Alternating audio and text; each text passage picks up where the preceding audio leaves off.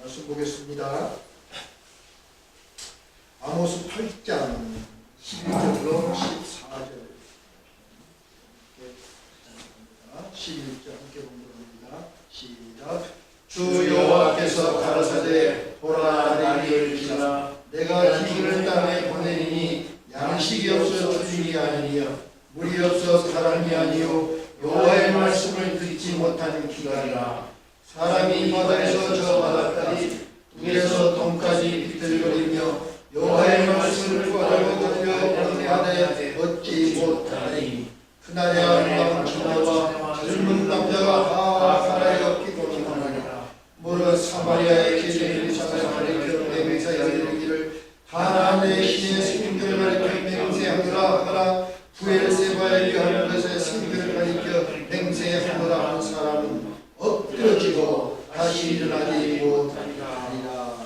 아멘. 오늘 말씀을 가지고 말씀의 기갈이라 하는 제목을 가지고 상관의 손해를 나누기를 원합니다. 이제 성령님 오소서 말씀 안에 이 말씀이 살아서 우리가 연합될 수 있도록 성령님 도와달라고 찬양 하십시다.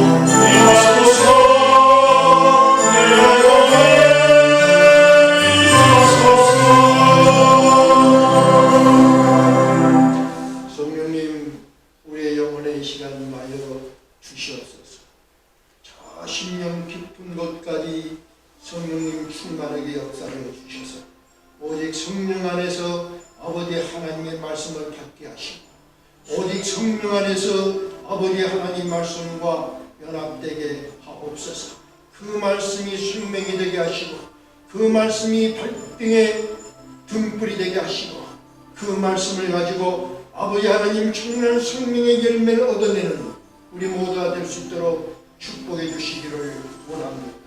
부정한 종은 십자가 뒤에 가려주시고 아버지 허락하신 말씀만 온전하게 선포하게 하옵소서. 성령의 도심을 믿고 의지하며 우리 주 예수 그리스도를 받들어 간절한 마음으로 기도드려 싸움나이다. 아멘. 할렐루야.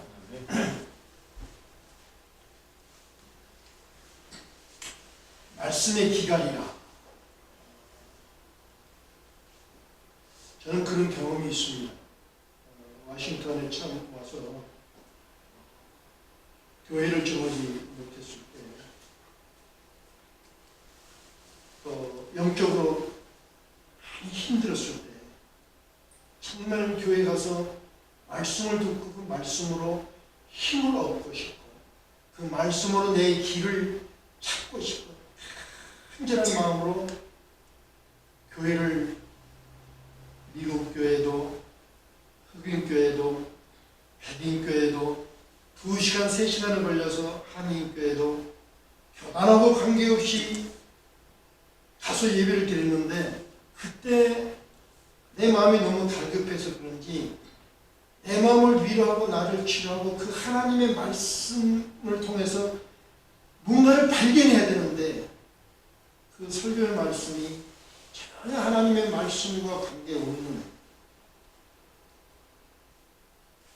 너무 고무하게 그냥 울려 퍼지는 그런 경험을 했습니다.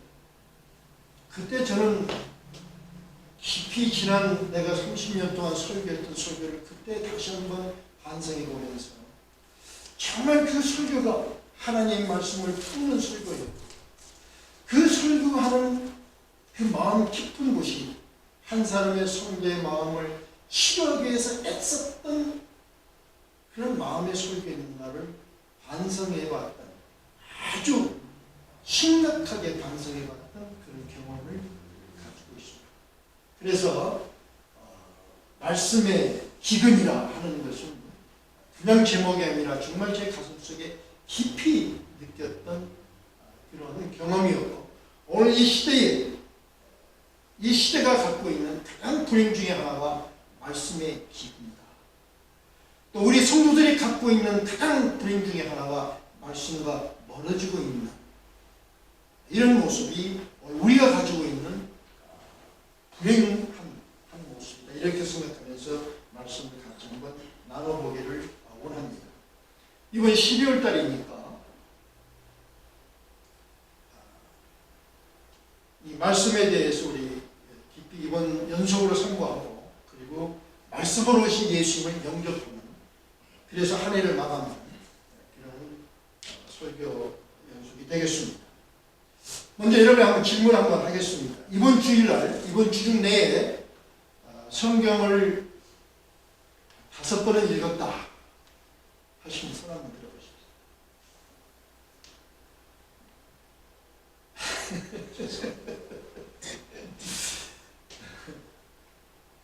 근데 그게 현실인 것 같아요. 우리는 다 아는데 말씀을 매일마다 상고해야 된다, 상고해야 된다 아는데 사실은 현실이 그렇지 못하는 거예요. 그 충분히 압니다. 저도 그렇게 생각합니다. 제가 목사지만 만약에 설교할 일이 없다면 매일마다 성경을 볼까? 어쩌면 목사니까 성경을 보겠지요. 그러나 일주일 내내는 보지 못하고 아마 스킵하고 넘어갈 수 있는 때도 그런데 성도들은 어떨까? 정말 성경을 띄고 다니면서도 성경을 보지 못하는 그런 신앙의 삶, 말씀의 기다림을 갖는 그런 모습이 우리의 실제적인 모습이다. 이렇게 생각을 합니다. 여러분, 하나님이 우리 이 세상에 주신 최고의 축복이 최고의 보물을 주셨는데 그 보물이 무엇일까요? 하나님이 이 세상에 주신 최고의 보물, 아니 하나님이 나에게 주신 최고의 보물이 무엇일까요?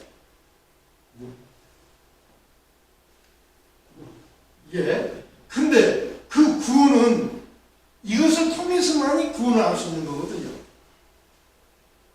하나님이 우리에게 준 최고의 축복은 십자가인데 십자가보다 더 먼저 주신 최고의 보물이 있거든요.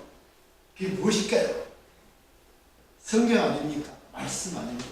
성경을 우리가 갖지 못했다면, 말씀을 받지 못했다면 십자가를 이해할 수가 없고, 말씀을 받지 못했다면 예수를 이해할 수가 없고, 말씀을 접하지 못했다면 구원이 무엇인지를 알 수가 없는 그런 우리에게 하나님이 최고의 선물로 주신 것이 말씀이다, 성령이다.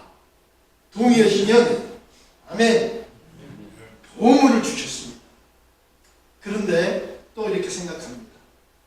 내가 말씀을 멀리하면 하나님도 나를 멀리한다. 동의하시면 아멘 하십시다. 심각한 겁니다. 내가 하나님의 말씀을 멀리하면 하나님이 나를 멀리한다. 성경에 있는 말씀. 그런데 우리 실제로 우리 생활, 내 생활, 내 기쁨을 들여보면 내가 하나님의 말씀을 정말 멀리 했는가? 가까이. 내가 만약에 하나님의 말씀을 멀리 했다면 하나님의 나를 멀리 했고, 하나님이 나를 멀리 했다면 내 영은 바짝 메마른 기근 속에 있다. 이렇게 우리가 정리를 하고 오늘 말씀을 상고할 수 있습니다.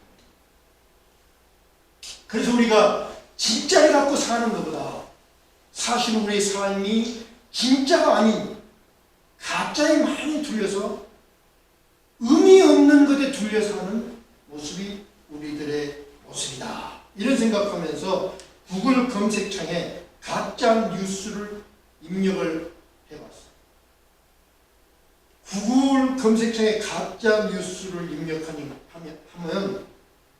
약 22,500만 건의 가짜 뉴스가 검색이 된답니다. 2,500만 가짜 뉴스, 가짜 정보가.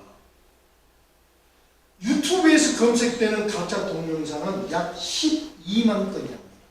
12만. 가짜 동영상을 수많은 사람들이 뉴스로 보고 있는 그 기준이 8월 7일, 2019년 8월 7일 기준으로 약 12만 건이라고 말을 합니다. 가짜 뉴스가 한국 사회에 끼치는 영향은 얼마나 심각한가 하는 설문조사를 한 것이 있어서 보았더니 그 설문의 대답은 매우 심각하다가 83.7%가 나왔어요. 그렇게 가짜 뉴스는, 가짜 정보는 심각하고 가짜 정보에 휘둘려서 하는 영향을 받는 사람들이 83%다. 그래서 그 심각한 가짜 뉴스에 의한 것을 세 가지로 분리를 해봤는데, 이 가짜 뉴스에 의한 명예훼손, 사생활 침해, 인격 침해를 야기한다가 88.8%예요. 그렇게 큰 영향을 받는다. 가짜 뉴스에 의해서 명예훼손이 되고 사생활 침해가 되고 인격 침해. 이번에 누가 자살했죠? 가짜 뉴스 댓글 때문에. 그럼 두 번째는 이런 가짜 뉴스가 사회적 문제를 판단하는데 혼란을 일으킨다 하고 동의한 것이 87.8%예요. 혼란을 일으킨다는 거예요. 많은 잘못된 정보에 의해서 혼란을 일으킨다. 그러니까 옳고 그름을 판단하는데 헷갈린다는 거예요. 세 번째는 이런 잘못된 뉴스, 가짜 때문에 사회가 분열을 일으킵니다. 분열을 야기시킨다. 그렇게 대답한 것이 87.6%예요. 다시 말하면 이런 어떤 가짜 뉴스, 잘못된 정보, 이런 것들로 인해서 많은 사회가 혼란을 겪고 있는 것을 우리가 볼 수 있습니다.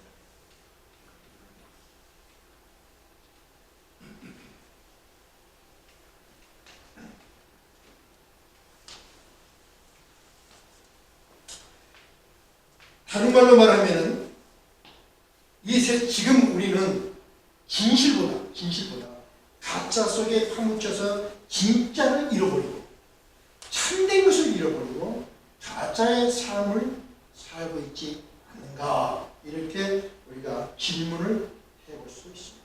무엇이 옳은가? 세상이 이렇게 가짜로 해석이 될 때 정말 그렇다면 진짜를 지키고 이 진짜를 전달하는 것이 있어야 혼돈된 것이 다시 회복이 될 수 있는데, 그렇다면 이 혼돈된 세상 가운데서 진실을 말하고 진실을 지킬 수 있는 그 역할을 누가 해야 되는가 하고 질문을 했어요. 질문의 답은 무엇이겠습니까? 그리스도. 누가? 교회가 해야 된다.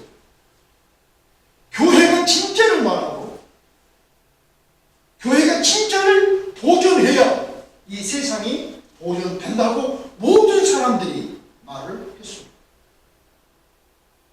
자, 그런데 한국 교회의 모습을 이런 표현을 해서, 이번 좀 세게 말했어요.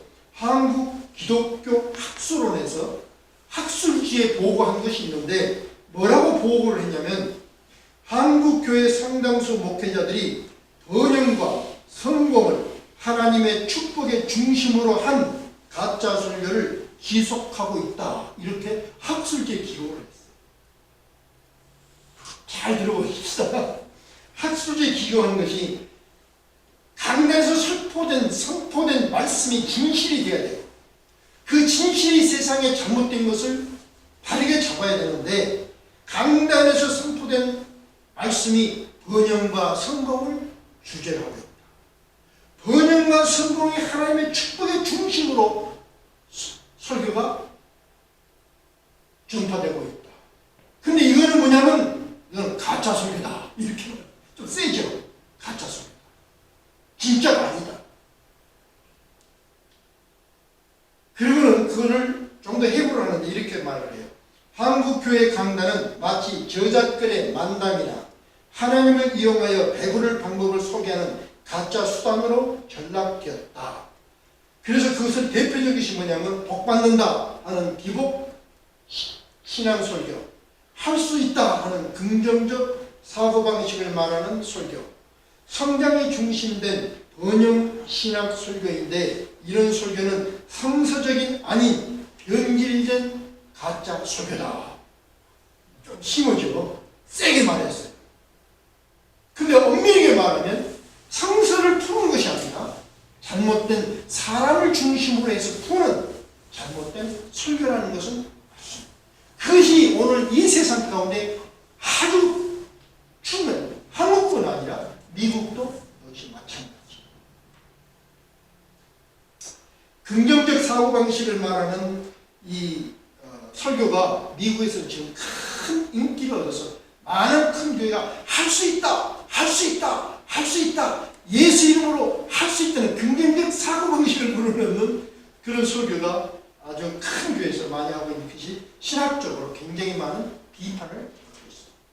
내 의지적으로 심리적으로 할 수 있다는 자기의식을 불러일으키는 것이 아니라 성경에서 내가 진실로 하나님을 믿고 의지해서 하나님의 능력 안에서 믿음으로 할 수 있는 것이지 내가 자기 최면을 위해서 자기 사고를 개발함으로 인해서 성공하는 것은 아닌 것을 우리는 생각을 해봅니다.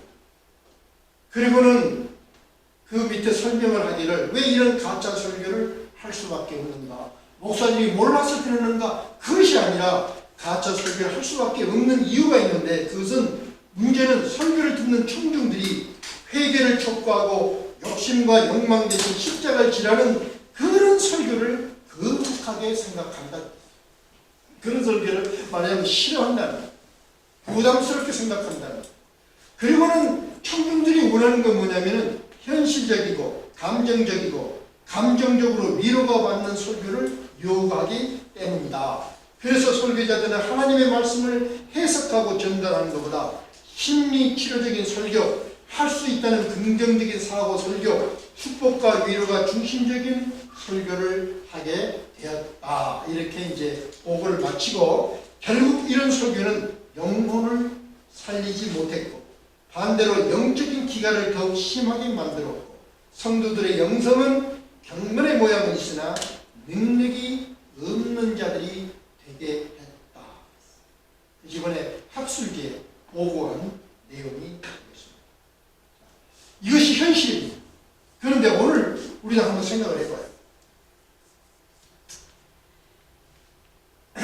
본문을 보면은 오늘 아모스 선지자에게 하나님이 마지막에 일어날 한 현상을 지금 말씀해 주고 있어요.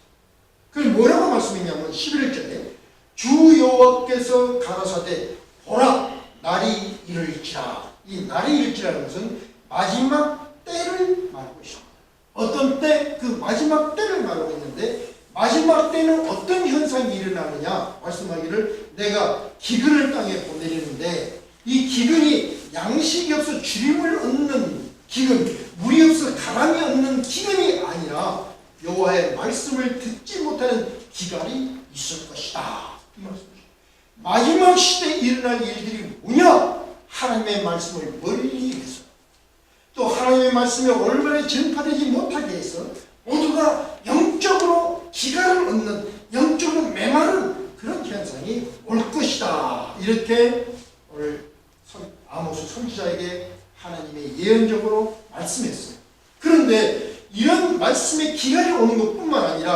말씀에 기갈이 심한 사람들이 12절에 이 바다에서 저 바다까지 북에서 동해까지 비틀거리며 얼마나 사모했으면 비틀거리며 여호와의 말씀을 구하려고 달려 왕래하되 얻지 못할 것이다.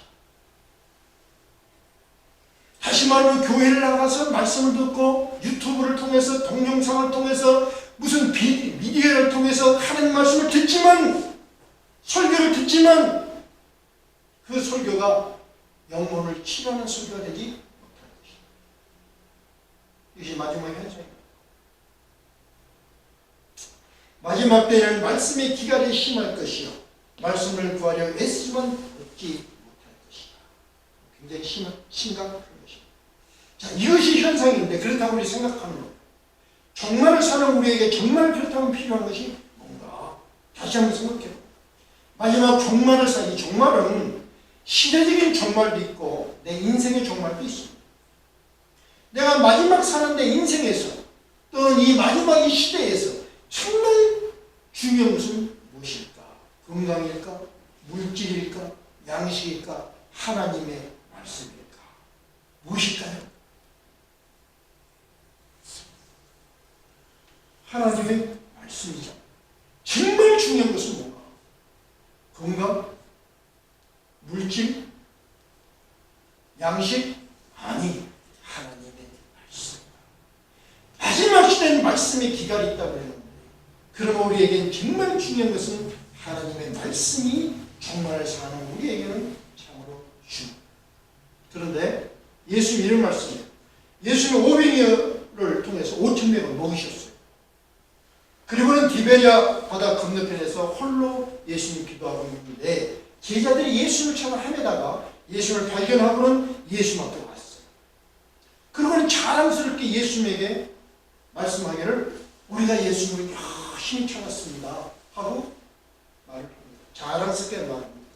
그랬더니 그 제자들에게 예수님이 뭐라고 말씀했냐면 너희가 나를 찾는 것은 떡을 먹고 배부른 까닭이요 너희가 또다시 나를 찾아온 것도 떡 때문이다. 이렇게 잘 생각하시죠. 너희가 나를 찾은 것은 떡 때문이다. 그리고는 엄중하게 그 제자들에게 말씀하기를 이제는 썩는 양식을 위하여 일하지 말고 영생하도록 하는 양식을 위해서 살아라. 이 말씀이시죠. 그러니까 제자들이 이 말씀을 듣고는 마음에 반감이 일어났어요. 예수님에게 하는 말이 하나님이 우리 조상들에게도 광야에서 만나를 축복으로 주셨지 않습니까? 육신의 배름을 간구하는 것이 무엇이 잘못됐습니까? 하고 반문을 하는 거예요. 그러니까 예수님이 말씀하기를 그래. 그러나 그 조상들은 광야에서 만나를 먹었지만 다 죽었다. 그러나 아버지가 하늘에서 내린 참떡을 너에게 주실 것인데 이 떡을 먹는 자는 죽지 않고 영생을 얻을 것이다. 그러니까 육신을 죽어버릴 수밖에 없는 그 양식을 위해서 일하지 말고 하나님 주신 참떡을 먹고 영생을 얻을 수 있는 참 생명을 얻을 수 있는 그 떡을 찾으라. 이것이 가장 중요하다고 예수님이 말씀하셨어요. 그러니까 그때서 제자들이 하는 말이 예수님 그렇다면 그 떡이 있다면 그 영생을 얻게 하는 그 떡을 우리에게 주십시오. 그러니까 예수님 말씀하기를 내가 그 생명의 떡이다. 내가 그 생명의 떡이니 내게 오는 자는 결코 줄이지 아니할 테요. 나를 믿는 자는 영원히 목마르지 아니할 것이라고 말씀했습니다. 너무 중요한 말씀이니까 예수님이 사마리아 여인을 만나서 똑같은 말씀을 주셨어요. 다시 우리 생각해봅니다. 사마리아 여인이 우리가 아는 것처럼 열심히 물을 기었어요. 그 물을 보고 우리 먹기 위해서 열심히 일하는 거예요. 사마리아 여인은 열심히 일했어요. 그 인생을 바꿔보려고 결혼을 5번이나 했어요. 좀 잘 살아보려고. 남들이 그 시간은 잠자는 시간인데도 가서 물을 길렀어요. 뭐 부끄러워서 그런 것이 아니라 남들이 잠자는 시간도 가서 일을 한 여인. 근데 예수님이 뭐라고 말씀했냐면 네가 힘들여 깃는 이 물은 마셔도 또다시 목마른 물이다. 우리가 좀 철학적으로 좀 생각해 봤으면 좋겠어요. 우리가 열심히 일하고 열심히 모으고 열심히 하는데 가지면 또 더 필요하고 도대체 만족이 없이 또 더 필요하고 끝없이 더 필요하고 끝없이 갈증을 일으키는 것이 세상에 주는 물이다. 이때 사마리아 여인이 물을 깃는 것이 뭐냐면 야곱의 우물이었어요. 야곱의 우물은 어떤 의미를 가지고 있습니까? 2000년의 역사를 가지고 2000년 동안 약속과 전통과 문화와 생활 습관이 있는 그런 우물이었어요. 다시 말해 세상의 모든 약속과 지혜와 모든 것이 다 갖춰져 있는 그것인데 그것을 얻는 물은 마셔도 또 목이 마르게 한다. 기나긴 역사와 유구한 세월, 약속과 전통과 문화, 지혜로운 생활 방식 이것들이 해결해 줄 수 없는 목마름이 있다는 거예요. 그 목마름이 뭐냐면 영생에 대한 목마름과 갈증. 이 영생에 대한 영원한 삶에 대한 목마름과 갈증은 이런 우물에서 해결할 수가 없다. 그러면 예수는 분명히 한 가지 답을 주시기를 내가 주는 물은 영원히 목마르지 아니할 것이다. 왜? 내가 주는 물은 그 속에서 영생하도록 솟아나는 샘물이 되기 때문이다. 그리고 그 샘물에 대해서 나는 하늘로서 내려온 산 떡이니 사람이 이 떡을 먹으면 영생한다. 다시 말하면 예수님이 뭡니까? 곧 말씀이에요. 그 말씀을 먹으면 영생한다. 이렇게 분명하게 설명합니다. 영생을 주는 그 떡을 요한은 다시 이렇게 표현합니다. 우리 다 아는 말씀이죠. 이렇게 저는 표현해 보시죠. 태초로부터 말씀으로 계신 하나님이 있었다. 그렇죠? 태초로 하나님이 계신 말씀으로 계십니다. 그 말씀 안에 생명이 있고 그 생명의 말씀으로 만물을 지으셨다. 이거 우리 굉장히 중요해요. 말씀으로 생명을 불러넣으시고 말씀으로 만물을 창조하시고 말씀으로 만물을 축복하셨다는 거 우리가 분명히 기억해야 해요. 그리고는 그 말씀이 육신이 되어서 이 땅에 오셔서 생명의 말씀을 빛으로 우리에게 비추어 주셨다.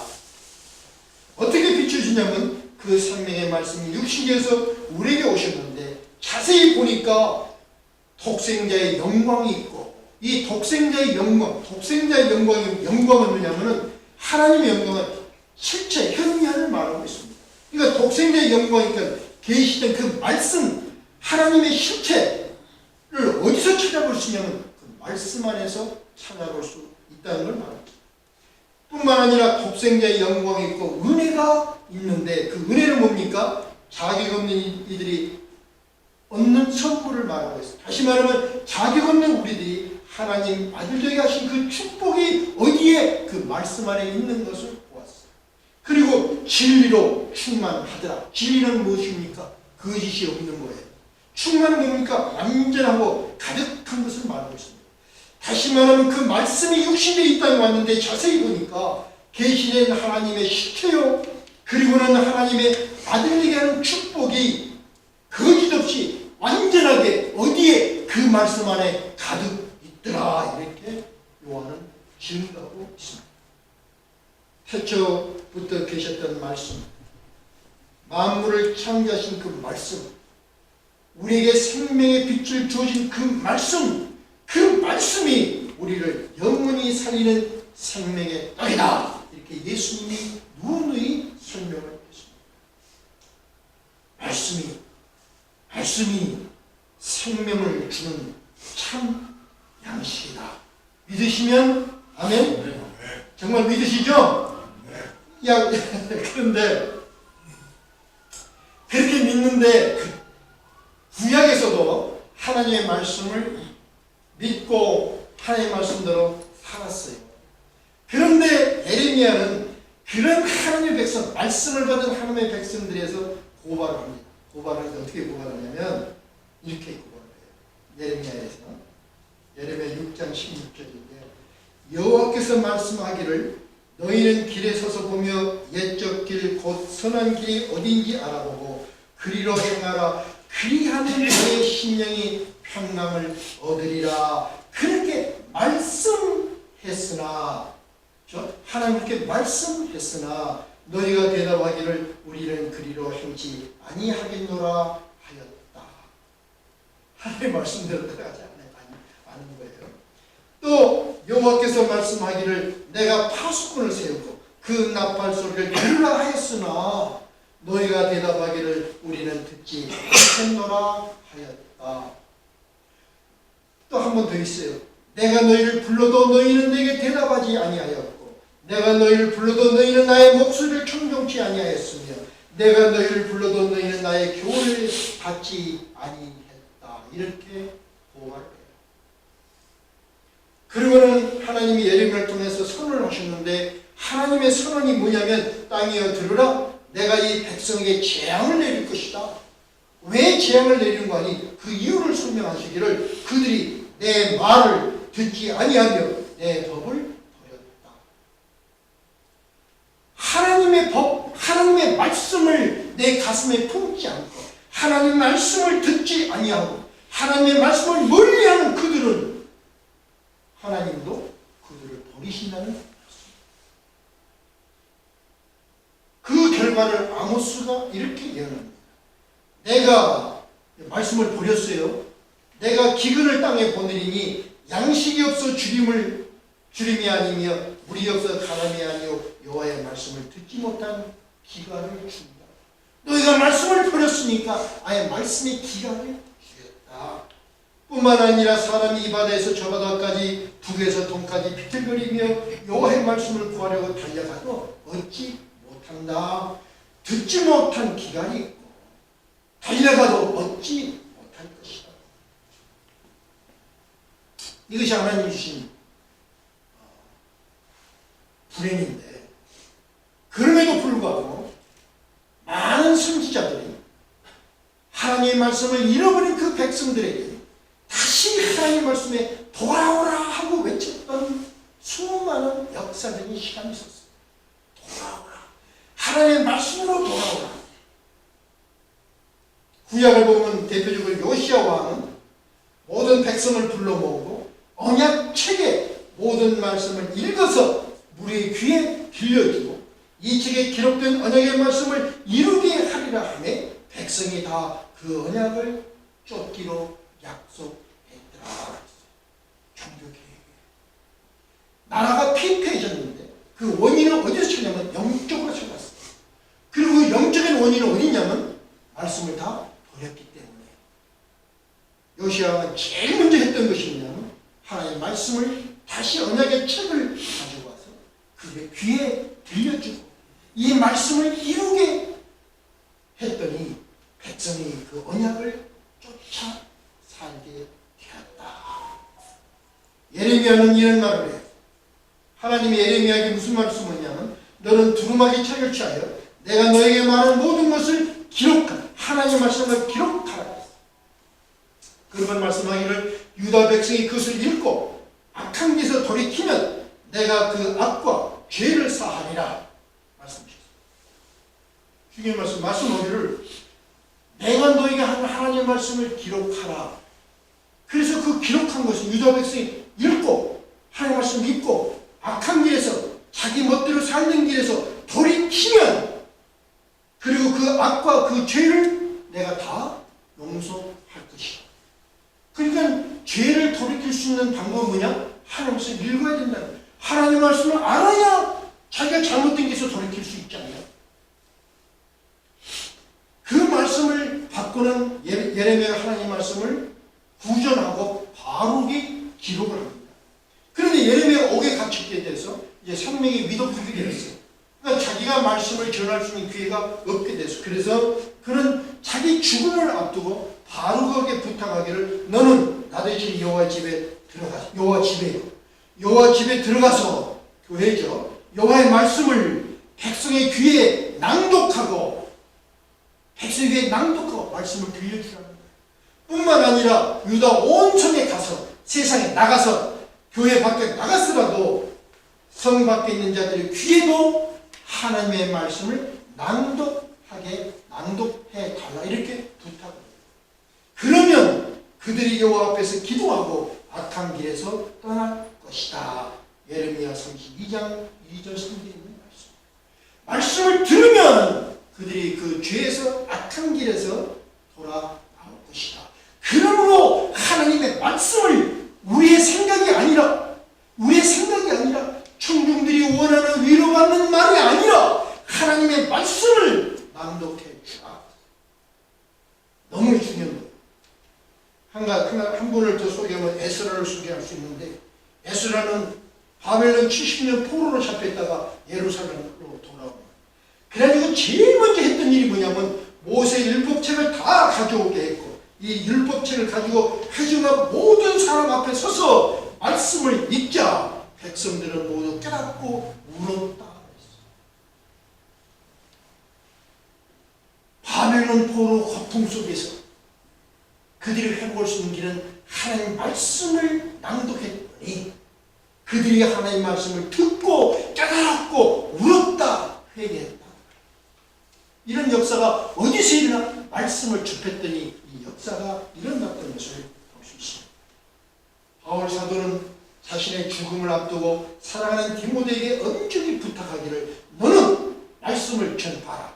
때를 어떤지 항상 휩쓸어 범사의 오래 참음과 가르침으로 경책하며 경계하며 구원하라고 간절히 부탁했어요. 왜 이렇게 부탁했는가? 이런 말을 해요. 때가 이르면 사람들이 바른 교훈을 받지 않는, 이 때는 뭡니까? 종말의 때, 멸망의 때, 자기 육신이 하는 것 떨어질 때, 심판받을 때, 그 때가 되면 어떤 현상이 일어나냐면 바른 교훈을 받지 아니한다. 바른 교훈을 받지 아니하며 귀가 가리워서 자기의 사욕을 쫓을 스승을 많이 둘 것이다. 그러니까 하나님 말씀을 듣는 것이 아니라 내가 듣고 싶은 말, 위로받고 싶은 말, 재미있는 말, 자기가 원하는 하나님의 말이야. 자기가 원하는 것을 듣고자 하는 스승들을 많이 두고 그 스승들을, 그 귀를 즐겁게 하는 자를 따를 것이다. 오늘 지금 현상과 같은 것. 자기 귀를 즐겁게 해주는 설교자, 그런 교회를 선호하고, 그리고 그 귀를 진리에서 돌이켜 허탄한 이야기를 쫓을 것이다. 성경 말씀 얼마나 이렇게 정확한지 알 수가 없어요. 허탄한 말을 쫓을 것이다. 디모데후서 4장 1절부터 4절의 말씀. 이 예언 그대로 이 시대는 진짜를 잃어버리고 가짜 홍수 속에 빠져있고, 교회 설교는 마치 저작권의 만단처럼 되어 있고, 하나님을 이용하여 배부를 방법을 소개하는 수단으로 전락되어 가고 있는 현실 모습을 우리가 똑같이 보는 거예요. 우리 정리를 한번 해봅니다. 종말의 현상은 말씀의 기갈로 나타난다. 종말의 현상은 말씀의 기갈로 나타난다. 하나님이 떠나시는 것은 말씀과 멀어진 현상으로 나타난다. 원리입니다. 내가 하나님 말씀과 멀어지면 하나님도 나와 멀어진다. 예수님은 분명히 이런 말씀했어요. 내 살을 먹고 내 피를 마시는 자는 영생을 가졌고 마지막 날에 내가 그를 다시 살릴 것이다. 영원히 사는 길을 말씀으로 알려줬어요. 그랬더니 이 말씀을 들은 많은 사람들이 어떻게 했어요? 서로 수군거리다가 예수 모두 다 떠나버렸다고 그랬어요. 이들이 원하는 건 뭐였어요? 이들이 원하는 것은 영생이 아니라 오병이의 기적을 통해서 배부르고 싶은 것이 이들이 원하는 것이었어요. 근데 오병이의 기적을 세우고 다시 한번 오병이의 기적을 경험하고 싶고 배부르고 싶은데 예수는 내 피를 마시고 십자가를 져라 그러니까 다 가버렸어요. 예수님이 그 제자들에게 묻습니다. 오병이어를 원하고 다 가버렸는데 너희도 가겠느냐? 그랬더니 우리 아는 저 베드로가 말하기를 영생의 말씀이 계심에 우리가 누구에게로 가겠습니까? 우리가 아는 말. 이 말이 무슨 뜻입니까? 베드로의 신앙의 고백이에요. 그 고백이 뭐냐면 모두가 오병이의 기적을 쳤지만 우리는 하나님의 말씀으로 영생을 얻겠습니다. 가장 중요한 하나님의 말씀으로 영생을 얻겠습니다 하는 신앙의 고백을 합니다. 오늘 모두가 오병이의 기적을 찾지만 우리는 말씀으로 영생을 얻겠습니다. 이 베드로의 고백이 여러분의 고백이 되시길 주님의 이름으로 축원합니다. 그래서 정말 여러분이 그런 마음의 고백이 있다면 이 시간 여러분의 간곡하게 부탁합니다.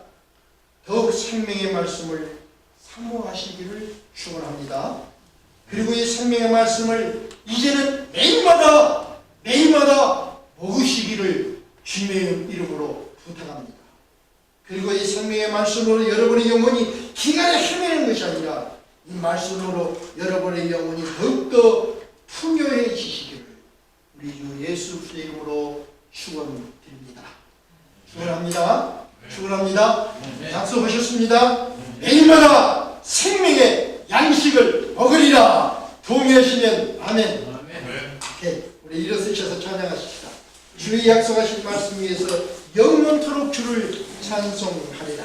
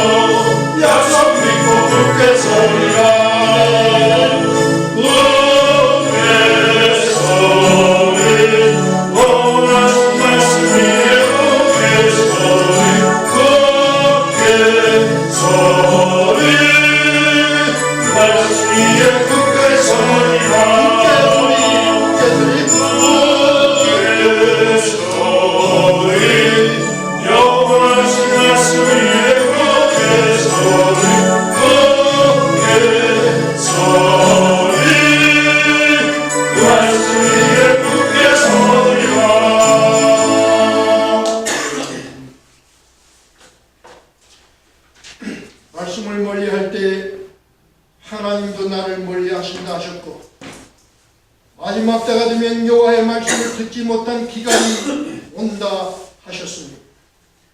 이미 이 시대는 홍수 같은 말씀의 쓰나미에서 먹을 물을 찾지 못해 영혼들이 메말라가고 있고 말씀을 찾지만 찾지 못해 영혼의 기갈이 심해져 형벌의 모양은 있으나 아무 능력도 없는 초라한 모습들 뿐임을 보면서 모두가 오병이의 기적을 찾지만 우리는 말씀으로 영생을 얻겠습니다는 베드로의 고백을 우리의 고백으로 삼고 예수의 말씀을 매일마다 먹으리라 다짐하며 헤어지는 예수 십자가 교회 성도님들의 결심 위에 성부 하나님의 국률하심과 성자 하나님의 십자가 대속의 놀라운 은혜와 성령 하나님 충만 역사하심이 영원토록 함께 하시기를